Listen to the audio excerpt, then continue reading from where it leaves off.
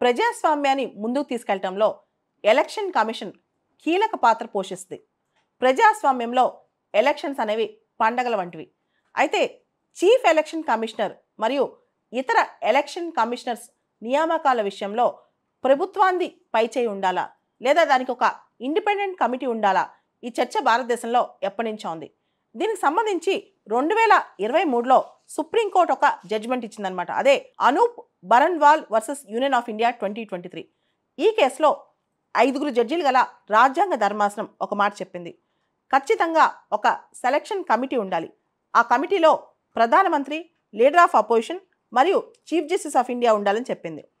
అయితే ఈ సెలక్షన్ కమిటీకి సంబంధించి తర్వాత పార్లమెంటు చీఫ్ ఎలక్షన్ కమిషనర్ మరియు election commissioners appointment conditions of service సంబంధించి ఒక చట్టం తీసుకొచ్చింది. దానిలో ప్రైమ్ మినిస్టర్ నుంచింది, లీడర్ ఆఫ్ అపోజిషన్ నుంచింది, chief justice of India selection కమిటీలో తీసేసి ఆ పేరు క్యాబినెట్ మినిస్టర్ అనే పేరు తీసుకొచ్చింది అనమాట. అంటే ఇప్పుడు మనకి ప్రైమ్ మినిస్టర్ మోడీ గారు, leader of opposition Rahul Gandhi గారు, తర్వాత క్యాబినెట్ మినిస్టర్ అమిత్ షా గారు ఉన్నారు ఇప్పుడు సెలక్షన్ కమిటీలో. దీనికి సంబంధించి సుప్రీంకోర్టులో కేసు నడుస్తుంది. అసలు సుప్రీంకోర్టు ఒక గైడ్లైన్స్ ఇచ్చిన తర్వాత పార్లమెంట్ చట్టం ద్వారా దాన్ని మార్చే హక్కు ఉందా? ఎందుకంటే chief justice of India selection ప్యానెల్లో ఉండాలని చెప్పి సుప్రీంకోర్టు చెప్పినప్పుడు ఆ పేరు తీసేసి అక్కడ క్యాబినెట్ మినిస్టర్ అనే పేరు పెట్టొచ్చా? దీనికి ఎలాంటి సూత్రాలు పాటించాలి అనే దాని మీద సుప్రీంకోర్టులో చీఫ్ ఎలక్షన్ కమిషనర్ అపాయింట్మెంట్ సంబంధించి కేసు నడుస్తుండగానే జడ్జిమెంట్ వచ్చేదా కాకుండా ఎలా చీఫ్ ఎలక్షన్ కమిషనర్ అపాయింట్ చేస్తారని చెప్పి leader of opposition Rahul Gandhi ప్రశ్నిస్తున్నారనమాట. మనకు తెలుసు ఎలక్షన్ కమిషన్ సంబంధించి మన రాజ్యాంగంలో ఆర్టికల్ 324 నుంచి 329 వరకు ఆర్టికల్స్ ఉన్నాయి. యాక్చువల్లీ 324లో ఎలక్షన్ కమిషనర్స్ని మరియు చీఫ్ ఎలక్షన్ కమిషనర్ని ప్రెసిడెంట్ అపాయింట్ చేస్తారని ఉందన్నమాట. కానీ ప్రెసిడెంట్ భారతదేశంలో సింబాలిక్ కాబట్టి గవర్నమెంట్ ఎవరిని సిఫార్సు చేస్తే, అంటే ప్రధానమంత్రి, కౌన్సిల్ ఆఫ్ మినిస్టర్స్ ఎవరిని సిఫార్సు చేస్తే వాళ్ళనే సంతకం పెడతారు చీఫ్ ఎలక్షన్ కమిషనర్గా ప్రెసిడెంట్ అనమాట. వాళ్ళకి అపాయింట్మెంట్ ఆర్డర్ వస్తుంది అనమాట. కానీ ఇలా కాదు, ఎలక్షన్ కమిషన్ అనేది చాలా ట్రాన్స్పరెంట్గా పనిచేయాలి, ఇండిపెండెంట్గా పనిచేయాలి. దానికోసం ఎలక్షన్ కమిషనర్ అపాయింట్మెంట్ చాలా ఇంపార్టెంట్ కాబట్టి ఒక ప్రత్యేకమైన సెలక్షన్ కమిటీ ఉండాలని చెప్పి సుప్రీంకోర్టు భావించింది అనమాట. 2023లో ఇలాంటి జడ్జిమెంటే ఇచ్చింది.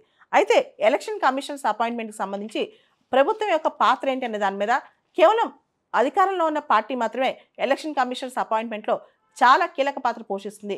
అపోజిషన్ పాత్ర అసలు లేకుండా పోయింది అని చెప్పి కూడా అప్పట్లో చర్చలు వచ్చాయి. దాంతో సెలక్షన్ కమిటీలో లీడర్ ఆఫ్ అపోజిషన్ రావటం, అదేవిధంగా సెలక్షన్ కమిటీలో చీఫ్ జస్టిస్ ఆఫ్ ఇండియా కూడా ఉండాలని చెప్పి సుప్రీంకోర్టు చెప్పడం జరిగింది. కానీ చీఫ్ జస్టిస్ ఆఫ్ ఇండియా లేకుండా సెలక్షన్ కమిటీలో ప్రధానమంత్రి, లీడర్ ఆఫ్ అపోజిషన్ మరియు క్యాబినెట్ మినిస్టర్ని పెట్టారనమాట. ఇది చాలా ప్రశ్నగా మారింది. ఇప్పుడు ఇవన్నీ పక్కన పెడితే ఎలక్షన్ కమిషనర్స్ యొక్క తొలగింపు విషయంలో కూడా చర్చ జరుగుతుందన్నమాట. చీఫ్ ఎలక్షన్ కమిషన్ తొలగించాలంటే సుప్రీంకోర్టు జడ్జిని ఎలా తొలగిస్తారో అలా, అంటే పార్లమెంట్లో తీర్మానం పెట్టి తొలగించాలి. అదే ఇతర ఎలక్షన్ కమిషనర్స్ తొలగించాలంటే సిఈసి చెప్పిన విధంగా, అంటే సిఈసి సిఫార్సుల మేరకు ఇతర ఎలక్షన్ కమిషనర్స్ తొలగించవచ్చు. ఇక్కడ మనం ఒక మాట అనుకునే ప్రమాదం ఉందన్నమాట. చీఫ్ ఎలక్షన్ కమిషనర్స్ కన్నా గొప్ప అని. కానీ కాదు అని చెప్పి సుప్రీంకోర్టు టిఎన్ శేషన్ కేసులనే చెప్పిందనమాట. టిఎన్ శేషన్ గారు అని చెప్పి 30 సంవత్సరాల క్రితం మనకు ఒక ఎలక్షన్ కమిషనర్ ఉండేవాళ్ళు. ఆయన హయాంలో ఆయన ఒక కేసు వేశారు సుప్రీంకోర్టులో. అసలు చీఫ్ ఎలక్షన్ కమిషనర్కి ఉన్న పవర్స్ ఏంటి, ఇతర ఎలక్షన్ కమిషనర్స్ చెప్పిన మాట చీఫ్ ఎలక్షన్ కమిషనర్ వినాలా, అసలు ఎలక్షన్ కమిషన్ ఎలాంటి నిర్ణయాలు తీసుకోవాలని. అప్పుడు సుప్రీంకోర్టు ఒక మాట చెప్పింది, ఎలక్షన్ కమిషన్ ఎన్నికల సంఘం తీసుకునే నిర్ణయాలని యునానిమస్గా లేదా మెజారిటీగా ఉండాలి. కేవలం చీఫ్ ఎలక్షన్ కమిషనర్ చెప్పిందే ఫైనలైజ్ అవ్వదు. ఎలక్షన్ కమిషన్లో చీఫ్ ఎలక్షన్ కమిషనర్, ఇద్దరు ఎలక్షన్ కమిషనర్స్ ఉన్నప్పుడు మెజారిటీ ఒపీనియన్ లేదా యునానిమస్ ఒపీనియన్ ఫైనల్ అవుతుంది అని. అంటే చీఫ్ ఎలక్షన్ కమిషనర్ అనే వ్యక్తి ఫస్ట్ అమాంగ్ ది ఈక్వల్స్, ఆయనదే కంప్లీట్ డామినేషన్ కాదనమాట. ముగ్గురులో ఆయన priority, first among the equals, అంతేగాని ఆయనదే కంప్లీట్ డామినేషన్ అని అర్థం కాదనమాట.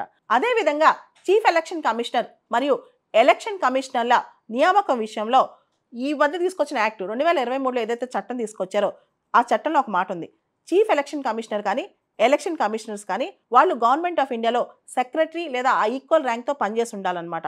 వాళ్ళు పర్సన్స్ ఆఫ్ ఇంటిగ్రిటీ, అంకిత భావం, నాలెడ్జ్, ఎక్స్పీరియన్స్ కలిగి ఉన్న వ్యక్తులై ఉండాలి. ఒకవేళ కనుక ఎలక్షన్ కమిషనర్ చీఫ్ ఎలక్షన్ కమిషనర్గా ఎలివేట్ అవుతాయి, అంటే సిఈసి రిటైర్ అయిపోయినప్పుడు, ఆయన టెన్యూర్ అయిపోయినప్పుడు ఎలక్షన్ కమిషనర్ సిఈసి అయితే కనుక మొత్తం టెన్యూర్ కలిపి 6 years అనమాట. అంటే నువ్వు ఎలక్షన్ కమిషనర్గా ప్లస్ సిఈసిగా చేసిన మొత్తం టెన్యూర్ కలిపి 6 years అని చెప్పి కూడా చట్టం చెప్తుందనమాట. ఓవరాల్గా ఏంటి అంటే ఎలక్షన్ కమిషనర్స్ మరియు చీఫ్ ఎలక్షన్ కమిషనర్ అపాయింట్మెంట్స్లో పారదర్శకత తీసుకురావాలి. ఎందుకంటే ఎన్నికల సంఘం అనేది ఎన్నికలు నిర్వహిస్తుంది. ఎన్నికల నిర్వహణ అనేది ప్రజాస్వామ్యంలో చాలా ముఖ్యమైన ఫంక్షన్ అనమాట. దీనికి సంబంధించి దేశం అంతా ఇప్పుడు చర్చ జరుగుతోంది.